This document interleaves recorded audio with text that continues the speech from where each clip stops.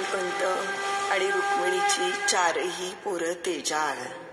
पण ही धाकटी मुक्ता ही म्हणजे हीच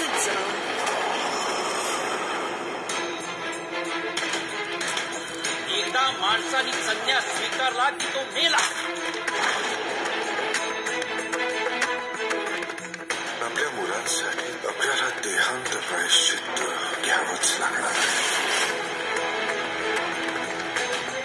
या धर्मसभेत उभं राहण्याची तरी या कारक्यांची पात्रता आहे का?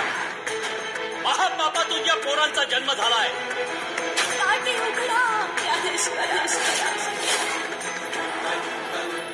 सनातन धर्म म्हणजे बुरसटलेपणा नाही.